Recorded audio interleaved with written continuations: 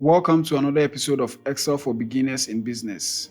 If you can remember, in the previous video, we learned how we can input data into our Excel sheet. That is the products that we want to store in our Excel sheet. In this video, we are going to learn how we can easily calculate for the total for these products and then calculate the total quantity, total units price, and then the total or the grand total of the total price. But before we continue, I would want you to subscribe to this channel. Thank you for subscribing. So on this sheet, we have spaces here which you do not have any values, and then we would also like to calculate for the total quantity, the total units price, and then the total price. That is the grand total.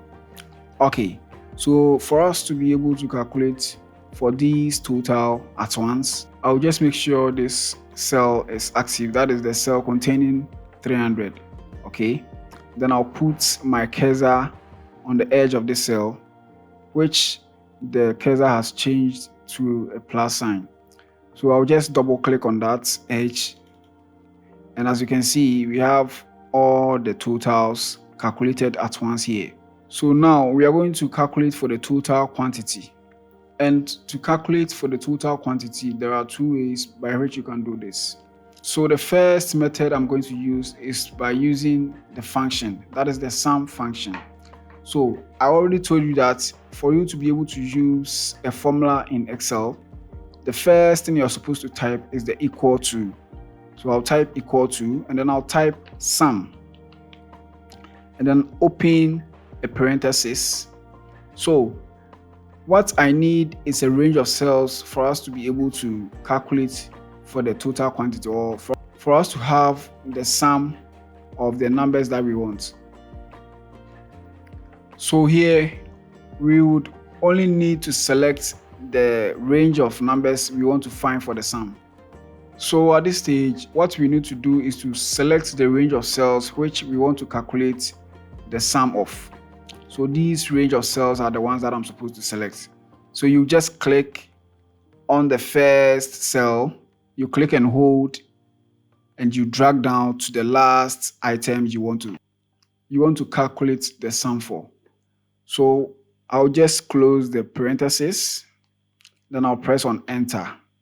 Now, as you can see, I have the total quantity calculated in this cell by using the sum function. So I told you that there is another way by which we can do this. So the another way is by using the auto sum. So with the auto sum, you make sure you're on the home tab, you go to the editing section. So this is the editing section.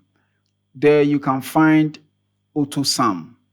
Okay, so this is the auto sum, right? We have the sum, average, count, numbers, marks, mean. So here we need the auto sum. But before that, you need to select the range of cells you want to calculate the sum for.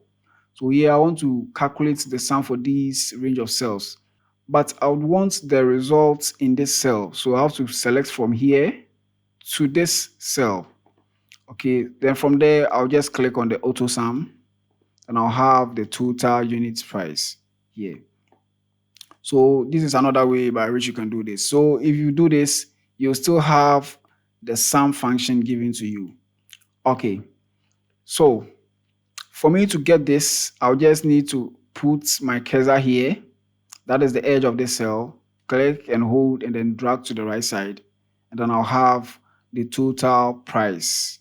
So I believe this is very simple. Thank you for watching, and please don't forget to subscribe to this channel and share this video. Bye-bye.